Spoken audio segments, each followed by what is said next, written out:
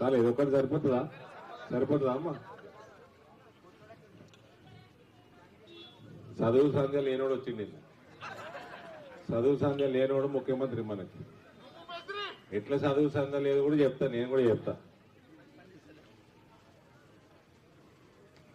సీనన్న గత 5 సంవత్సరాలు last time election ఓడిపోయినా సరే మీ అందుబాటులో ఉన్నాడని పార్టీకి టోటల్ గా ఐడియా ఉంది.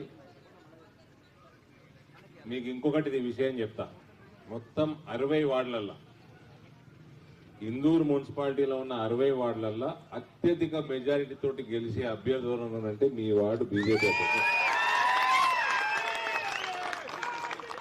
అదే సినిమా డైలాగ్ ఉంటుంది కదా, వార్ వన్ సైడ్ ఉంది. ఇక్కడ వార్ వన్ సైడ్ ఉన్నది. ప్లస్ సోదరిమణి ఇంత చదువుకున్న అమ్మాయి, ప్లస్ బాగా తెలివి కూడా ఉంది అమ్మ. ఆమె ఎలక్షన్, ఆమె మైక్ పట్టింది. మొత్తం ఏమేం పనులు కావాలి, వాళ్ళు ఏమేం పనులు చేయలేదు అని చెప్పింది. 5 ఏళ్ళు ఏమేం పనులు కావాలో కూడా చెప్పింది. చెప్పేసి జిమ్మేదారు అరవింద్, రాకేష్ రెడ్డి ధనపాలన్.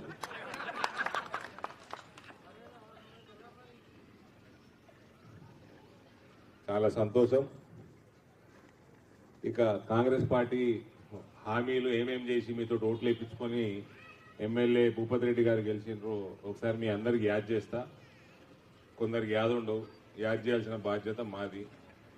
4,000 రూపాయల పెన్షన్, రైతు రుణమాఫీ 2 లక్షలు, రైతు గోవిందాట,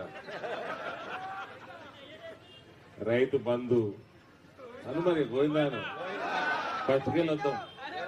4,000 రూపాయల పెన్షన్, రైతు రుణమాఫీ, రైతు బంధు, నిరుద్యోగ భృతి 4,000, ఫీజు రీయింబర్స్మెంట్ బకాయిలు, ఉద్యోగుల రిటైర్మెంట్ బెనిఫిట్లు. జీతాలే దిక్కులేమంటే రిటైర్మెంట్ బెనిఫిట్లు ఇస్తారు. మెగా డిఎస్సి ఏర్పాటు చేసి 6 నెలల్లో భర్తీ. అబ్బా దీనికైతే 2 సార్లు అనాల గోవిందా గోవిందా. 18 సంవత్సరాలు పూర్తయి చదువుకునే ప్రతి యువతికి ఎలక్ట్రిక్ స్కూటర్,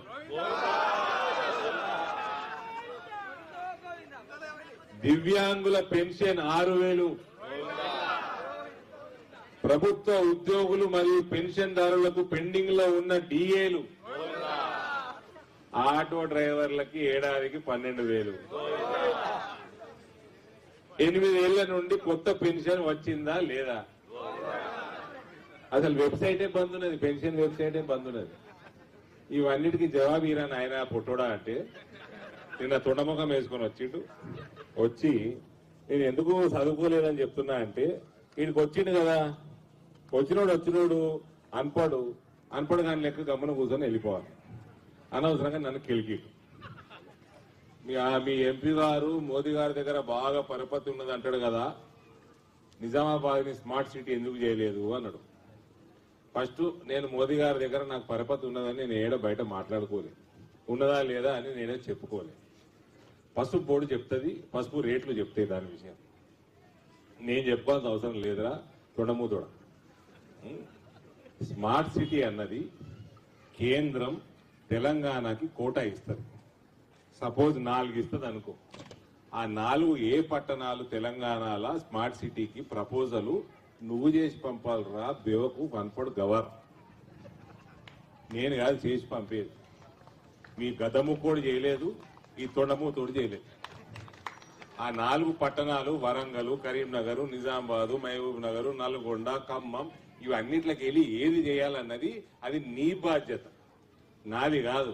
పక్కకు మహేష్ కుమార్ గౌడ్ చెవు లేదా ఊదంగానే నువ్వు ఊదకు, నోరున్నదని. పక్కకు ఆఫీసర్లు ఉంటారు, వాళ్ళని అడుగు. సార్ నేను చదువుకోలేదు సార్, నాకు చదువుకుంటాను, నా అమ్మ నాయన నన్ను స్కూల్ పంపితే నేను సంకల్ నాకిన సార్ అని చెప్పు. అప్పుడు సంకల్ నాకిండు, ఇప్పుడు కల్వకుంటలో సంకల్ నాకుతున్నాం. జైలు లేరా కాళేశ్వరంలో 1,00,000 కోట్లు మింగిండు కేసీఆర్. మిషన్ భగీరథ, మిషన్ కాకతీయాల 50,000 కోట్ల మింగిండు. ఈ కారు, ఫోన్ ట్యాపింగ్ కేసులు, సిబిఐ, ఈడీలు అన్ని నడవంగా వాళ్ళని జైలు లేరాబోయ్ అంటే వాళ్ళ దగ్గర ప్యాకేజీలు మాట్లాడుకున్నాడు, రెండు సంవత్సరాలు పీసీ కోర్స్ కమిటీ అని టైం వేస్ట్ చేసుడు. ఆ కమిటీ నీకు రిపోర్ట్ ఇచ్చింది. అందులో కాళేశ్వరము దేనికి పనికిరాని ప్రాజెక్టులు కూలిపోతాయి, అవి పర్రెలు వాసినాయి, నీళ్లు నిల్వ చేయొద్దు అని అంత పుల్లాగా 1,00,000 కోట్లు ఖర్చు పెట్టిండ్రు. మన ప్రాజెక్టులు పనికి రాకుండా కట్టిండ్రు. అట్లాంటివన్నీ కూడా నువ్వు జైలు వేయకపోతే, నువ్వు వ్యక్తిత్వాన్ని నమ్ముకుంటే నువ్వెక్కడ ముఖ్యమంత్రి అవుతారా నాయన? అట్లాంటి వాళ్ళని కాపాడుతా ఉన్నావు. తెలంగాణ ప్రజల 2,00,000 కోట్ల రూపాయలు మింగిన కుటుంబాన్ని కాపాడుతున్నావు నువ్వు ఇయ్యాలి. అట్లాంటి వాడు నువ్వు ముఖ్యమంత్రి. మళ్ళీ వచ్చిన నోరు మూసుకొని వీకాక నా పేరు తీసుకుంటా చెప్తా ఉన్నాడు. స్మార్ట్ సిటీ చేసే పద్ధతి గది. ఇప్పటికన్నా చెయ్యి, పంపి ప్రపోజల్. పక్కన ఆఫీసర్లు ఉంటారు, కల్వకుంటోళ్ళకు అమ్ముడు పోయిన ఆఫీసర్లను నువ్వు పెట్టుకోకు. ప్యాకేజీలు తొందరగా వస్తాయి, ఫాస్ట్గా వస్తాయి అని వాళ్ళని పెట్టుకోకు. అవినీతి పరుల ఆఫీసర్లను పెట్టుకోకు. కొత్త రక్తాన్ని తెచ్చుకో. అది కూడా చెప్పాలి నా గవార్ కైక. ఇంకోటి, మోర్లు సాఫ్ చేస్తుంది కూడా మోదీ మోదీ మోదీ జపం చేస్తున్నారు. మోర్లు నీకు స్మార్ట్ సిటీ మీ ప్రభుత్వాలు కేసీఆర్ ప్రభుత్వం కానీ నీ ప్రభుత్వం కానీ నిజామాబాద్ ప్రపోజల్ పంపలేదు. కానీ అమృత్ పథకం కింద అండర్ గ్రౌండ్ డ్రైనేజ్ పనులు పూర్తి చేయడానికి 400 కోట్ల స్కీమ్ తీసుకొచ్చినాం నిజామాబాద్ పట్టణానికి. 400 కోట్ల స్కీమ్ తెచ్చినాము. అదన్న సద్వినియోగం చేసుకోనంటే అందులో అవినీతి బకాసురు లెక్క బర్రెలు లెక్క మేసుడు తప్ప పనులు చేసుడు మాత్రం లేదు. 400 కోట్ల స్కీమ్ అండి అది. ఈ స్మార్ట్ సిటీ ఎందుకు పనికిరాదు? దాని ముందర చేసుకోవాలి కదా పని. ఎందుకంటే అవినీతిమయం. ఎప్పుడు పొద్దున్న లేస్తే పైసలు ఎట్లు వేసుకపోవాలి, ఎంత కమిషన్లు మింగాలి, గిట్లున్నది. ఇవాళ రేపు రాజకీయ నాయకుల మీద ధ్యాస. ఏ మాట కామాట మేమే మా గొప్పలు చెప్పుకోము.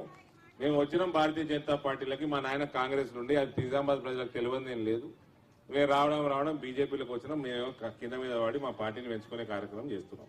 7 సంవత్సరాలు అయింది మీ అందరి ఆశీర్వాదంతో ఎంపీగా ఉన్నా. 7 రూపాయల ఆరోపణ ఉందా అండి? అవినీతి ఆరోపణ నా మీద, ఈ ఎమ్మెల్యే మీద ఉందా? ధనపాల్ మీద ఉందా? 2 సంవత్సరాలు దాటిపోయింది, 2 రూపాయలు ఉందా? అటు రాకేష్ రెడ్డి మీద ఉందా? మాకు చేతనైన పని చేస్తాం, చేతనైనంత సేవలు చేస్తాం.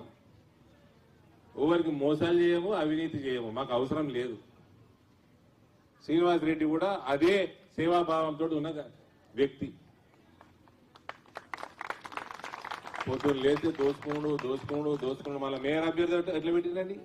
ఇలా గోలు దొరకలే అవన్నా, ఇలా వేరే వాళ్ళు దొరకలే. వీళ్ళకి 8.5 కోట్లు బకాయిలు శటకోపం పెట్టి నిజామాబాద్ ప్రజలకి పంగనామాలు పెట్టిన ఆయన తీసుకొచ్చి మేయర్ పదవి వేస్తారట. మళ్ళీ ఆ పెద్ద మనిషి నాకు మా అంకులే. ఆ పెద్ద నేను అంటేనే అనుకుంటూనే ఉన్నా, రియాక్ట్ కాక అంకుల్ అనుకుంటూనే ఉన్నా. అయిండు ఆయన పాపం మాట్లాడరాక. మేము బకాయిలు ఎవరికి లేము. మున్సిపాలిటీ మాకు బకాయిలు ఉన్నది.